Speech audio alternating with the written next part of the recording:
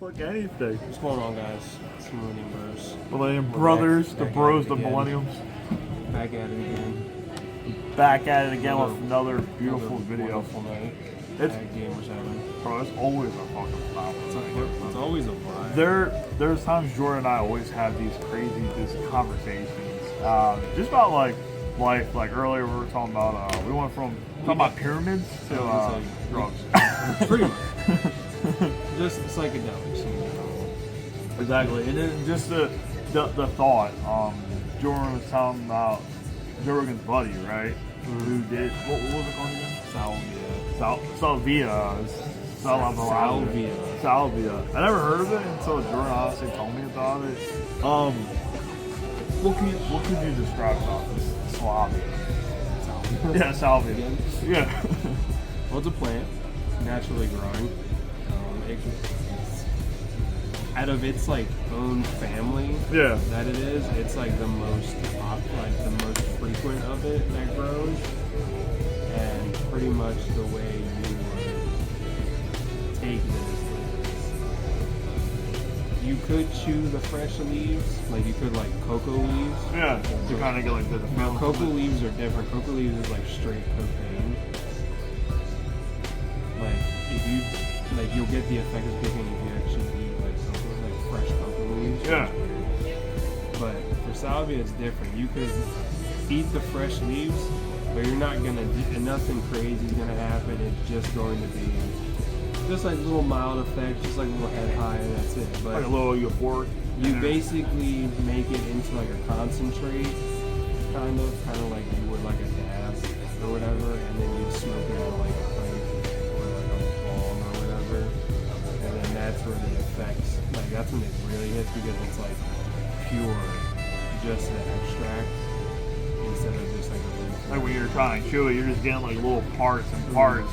But when it's like burned right and the extraction from it, because the extract concentrate is more concentrated, it's like it's gonna have a higher potency than it would just you eating the fresh leaves off of it.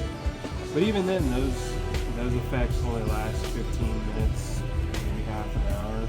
Yeah, so that's really it. with different ways too. And other people are saying that they could do it like in a tea, like a brew. Almost. That's what people do mushrooms like that too, because it's a very calm escalation where instead of it just like kind of like nothing that hits you, if you drink it, if you steep it in a tea and then drink the tea, it's very gradual.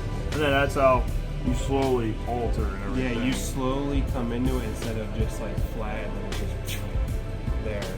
But so it depends on if you want like a roller coaster shoot off, or you're looking for like we're going up this little hill, steep, kind of go down a little bit. You're just trying to relax, still have that experience, but it comes on real nice and mellow and smooth, and so there's no way for you to kind of freak out because it's all coming to you real slow, real nice and easy. You can feel your way through it real nice instead of just thrown right into it. Because some people like that. Thrown into it, that could cause like that scaredness, that's nervousness, and that's how people get like the anxiety, and it can cause a bad trip. So that's how you have a bad trip. Because these things, you can't take them lightly. They're like these things are potent. Like you need to be in a clear headspace. You need to be in a headspace to where you're like, I'm gonna be okay. It's gonna be fine.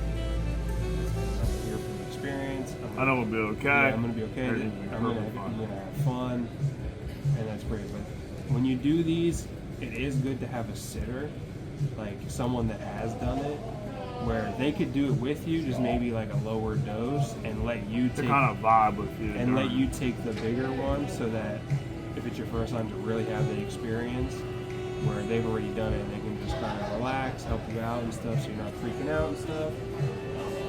Definitely for first time, definitely have someone with you. Definitely have like a supportive, someone you can trust too. Yes, definitely. And that's how like you're not alone. Like if you're going through it, you're freaking out, you can talk to that person like, yo, dude, I'm going through it right now. Even like if I'm bothered. And just being around somebody, especially people you trust and everything, it takes that away. It's like going on a roller coaster. Pretty much. First time going on a roller coaster, you go with somebody. It's so much better to have someone with you because you can both experience it together. You talk about like, hey, you're going through this. Hey, I'm going through this. Pretty And it's much. like, what the fuck? Totally two different kind of thing.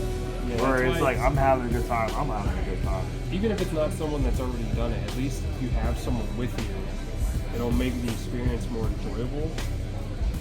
Because like you said, someone else is going through the exact same thing you are, and you can just kind of compare, like, how are you feeling? How am I feeling? You're seeing shit, like, what's just going, like, just in general, what's going on? What do you want to do? You want to go walk? You want to go do some art or something? To me, I feel like a nice nature walk. Like, especially if it's during the day and stuff. Like, this outside, like, you know, I drink. I drink, and sometimes just having like that clear mindset, like just going for a walk is just tranquility by itself. Like it just puts you in a nice, clear headspace. Like just being already, like you were saying, being in that headspace, and then before. So if you're already outside, you're already like, this is good. I feel calm. You already feel with the environment. You know, it has a nice little breeze, and not too cold, not too hot. The wind has the perfect, like, your hair, the bristling through the hair. You know, the wind's going through and everything. Yeah. So, like, to me, if I were anything crazy, or just anything in general, to be honest, it'd probably be outside. Like, during a nice day and everything. To really be outside. Not only that, the air Just quality, being in the like breeze. the fresh You feel air, free. being in nature, yeah, you feel free, you feel calm. Like you just have a good time walking. So, guys. Like yeah, I'm sure it's fine. Like you just chilling, you know, and relaxing, trying to put something cool on TV, or you just want to listen, put on some good music, and you just want to paint or draw or even read. I don't know, Or even write a book. even just chill in bed.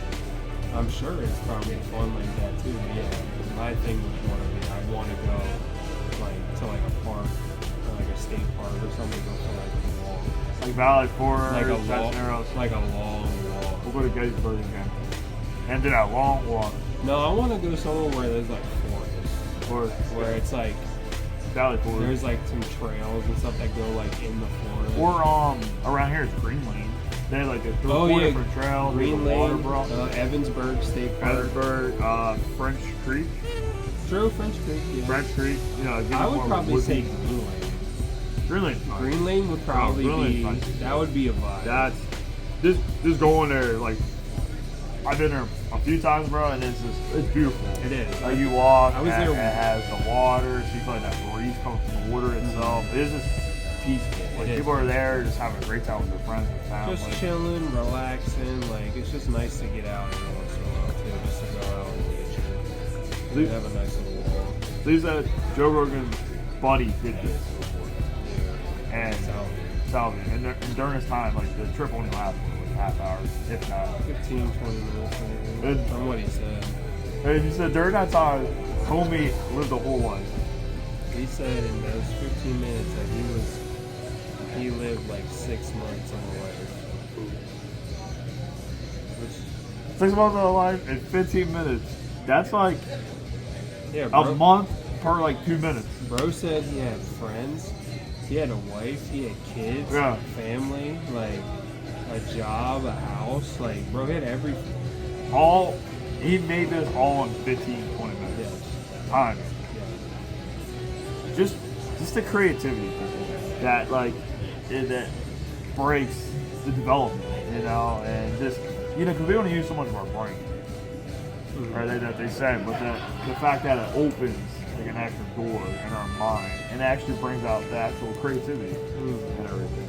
And what was the? No, I know that's different than DMT.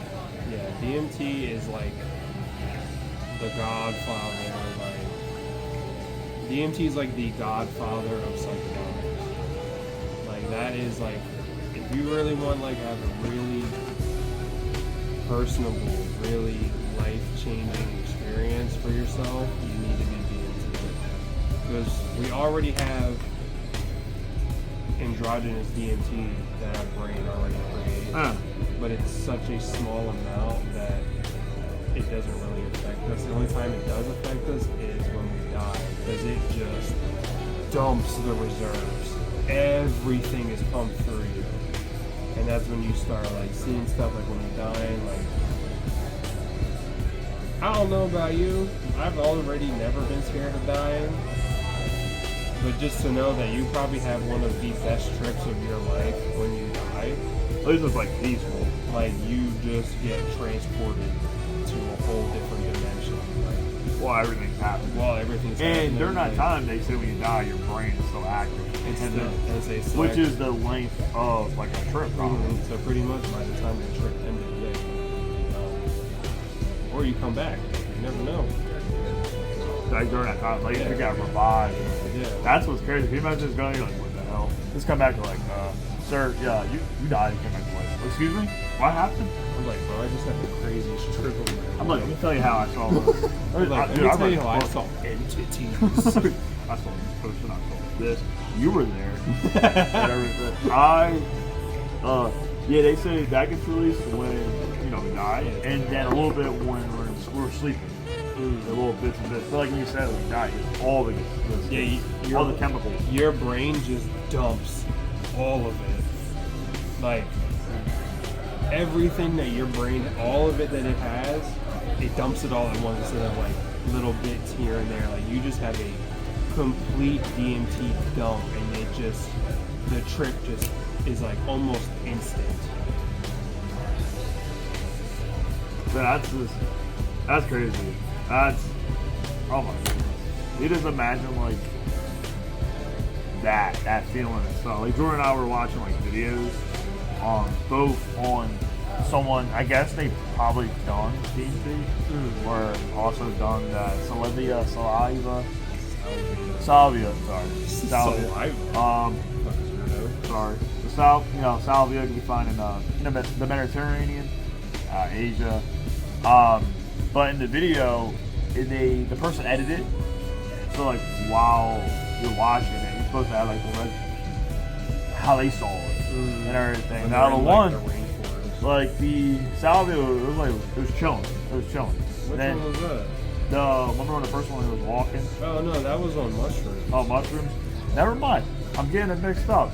DMT looks fucking crazy. It's like a fucking kaleidoscope. That shit had me bugging. Yeah, that was the first one we watched was mushrooms, where they were walking around and it looked like they went to like a kaleidoscope and they came out. The one after that we watched was DMT simulation. What was the calming forest one? When the person was walking and then in the forest. That was mushrooms. The person walking? Yeah, that was mushrooms. Yeah, the one where that one looked kind of peaceful. The one that we watched where it was just like a still of like the rainforest. Yeah. That was DMT, and then it started like twisting. That thing was insane. Like it took green and blue and made that shit like purple, yellow, every fucking color you could think of, and it just kind of like. Pretty much. It looked like you got a lava lamp and busted on someone's head. That's what you Yo, saw. that's funny. That's a pretty good comparison. Like that's how it felt. I was watching it. I literally was thinking, if I was drunk right now, I'd be fucking crazy. I would look at it and I'm like, what the fuck is going on in my head? Pretty much. Like I'd be like, what? But it was cool, and like just seeing that. But going through it and seeing it's two different components. Because how's your body feel drunk and stuff? But as long as you have a good trip, you'll come out of it a changed person. They call it the spirit molecule for a reason. So the spirit, DMT or the salvia? DMT. Who the fuck is talking about salvia? Salvia. Besides you for our 2-minute conversation that we had before. Hey man, I like the salvia. I like the name of it. And then I've mostly been talking about mushrooms and DMT. Guys are educating you. Well, Jordan's educating myself too as well. And I'm learning some new things as well. But, so, DMT, you said it's, like spiritual? It's like the spirit molecule. DMT is like the godfather, like the pinnacle of a psychedelic trip. But in a good way. To where everything's very profound. You have such a loss of ego. You find out it indirectly tells you what's eating you the most in like your mind, pretty much. So it brings out like your insecurity. It brings out like your biggest insecurity, like with your ego and stuff like that. It's very much it's very much you lose your ego, and it's such a transformative experience that when people come out of it, they change as people.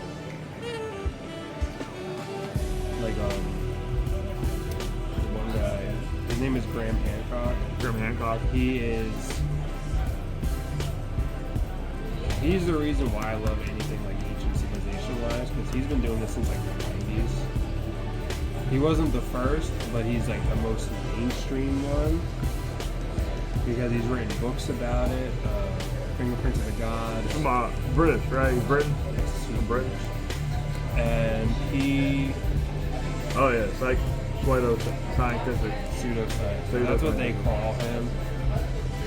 Just because he doesn't have like a degree in archaeology. Because they're upset because he's smart. That's what it is. Like he looks around things. He's thinking outside the box, thinking outside of the dogma of archaeology and education, where he's physically going to these sites, giving his input, helping other researchers that are like think like him figure out like how old could this be? Is this an ancient civilization from the Younger Dryas period, which is the comet impact that destroyed the giant ice sheet that covered Canada and North America?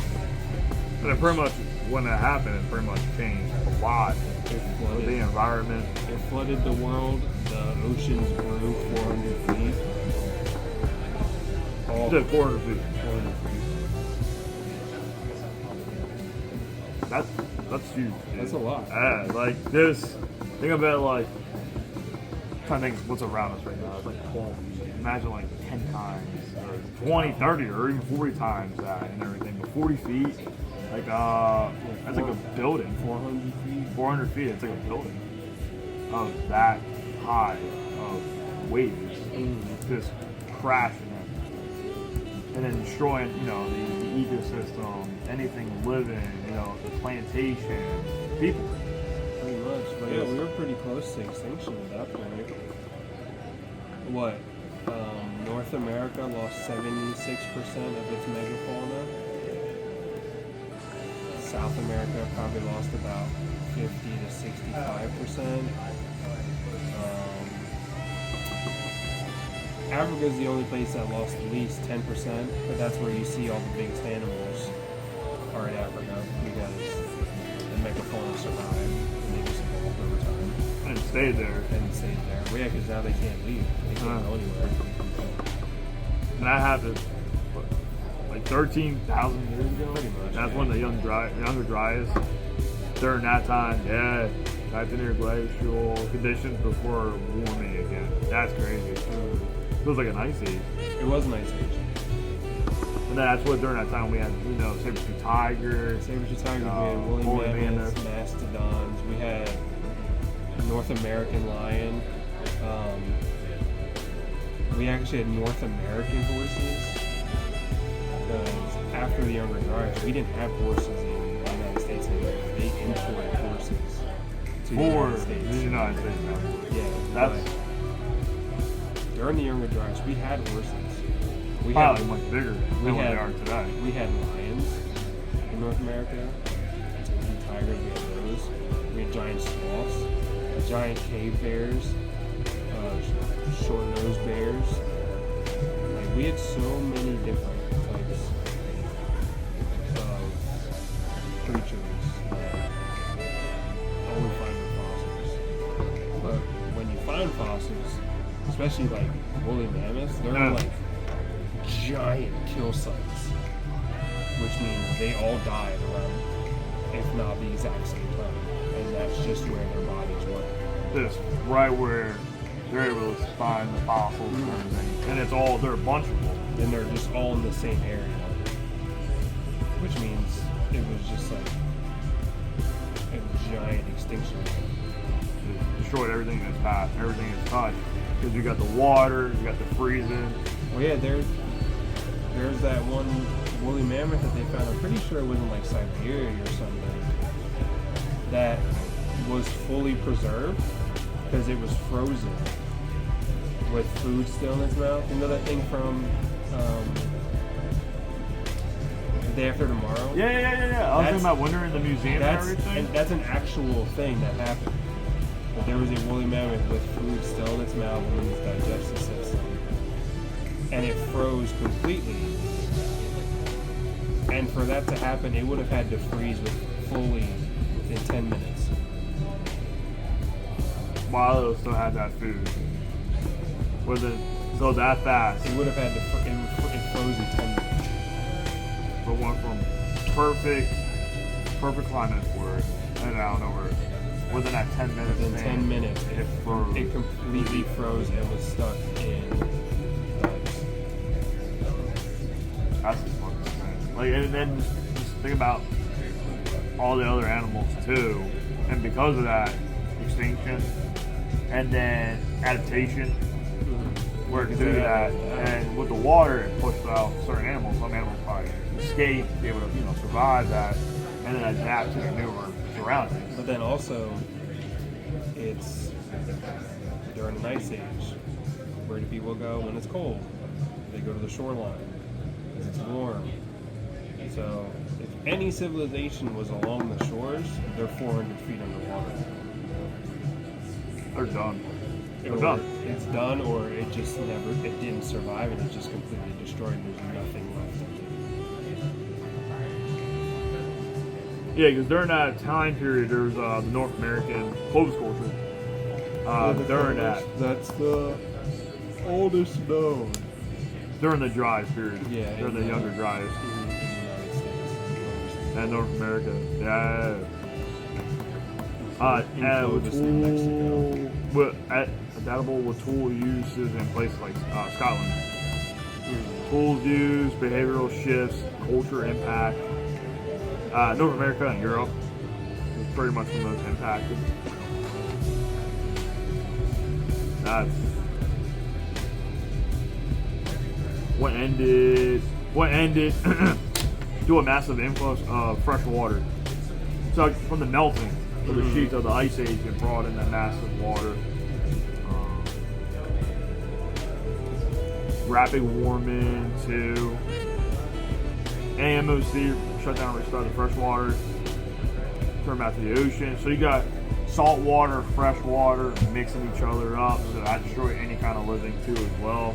And that makes sense why some fish are both fresh and saltwater. They're able to survive both living conditions of the water because of the whole change.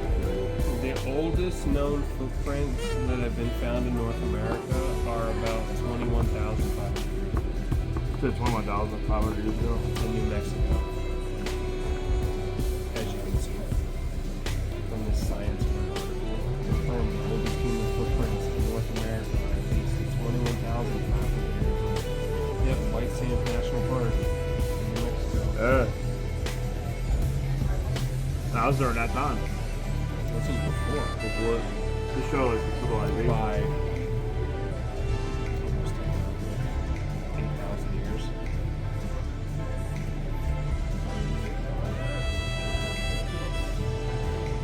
Damn. Oldest human footprints in America are at least 21,500 years old.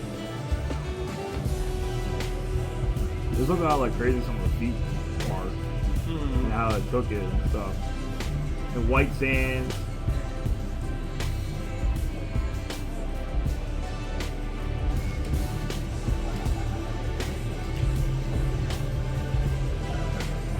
Yeah, look at that. That's the toes. That's the foot. That's the ant. That right there. Oh, that's the soft spot. Radiocarbon is a radioactive form of carbon. Forms high up in Earth's atmospheric and cosmic rays with nitrogen. That's fucking insane. That's insane. Do y'all see that right there? So before the Younger Dryas period, that was there. Showing civilization. Yeah, they're fossilized footprints.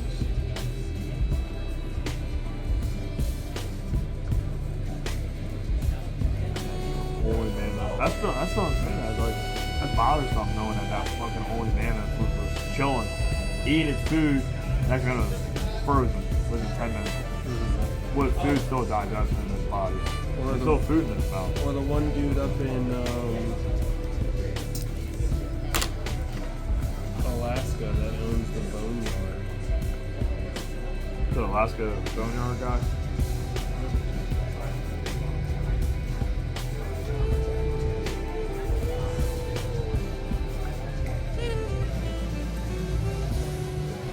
Oh, John Reeves? Mm-hmm.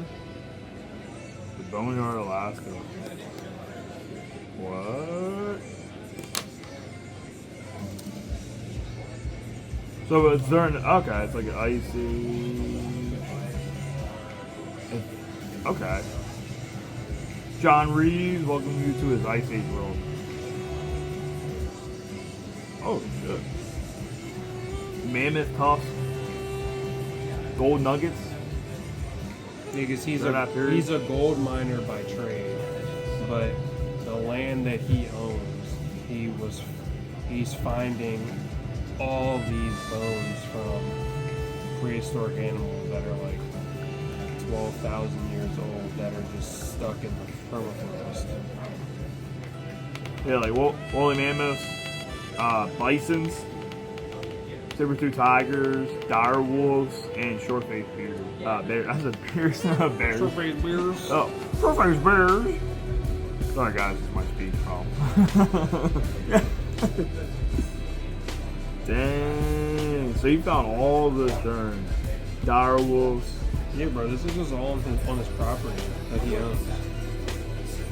Oh, the big horses you were talking about, the Harrington. That was like the bigger horses. Mm-hmm. Remains of Harrington horses, extinct moose, and K-bears.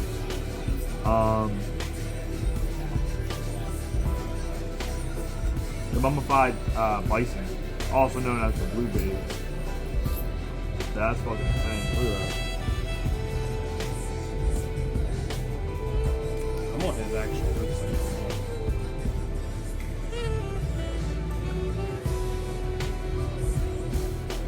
Paleontological dig in Fairbanks, Alaska, discovered by gold miner John Reeves. His parcel is 5 acres in total, and only 100 yards have been explored by hydraulic excavation since its discovery in 2007. Only 100 yards. There's He's got still more. 5 acres. 100 yards to acres. In 18 years, the Reeves family has unearthed by hand an estimated 250,000 plus fragments and complete remnants from the Pleistocene epoch.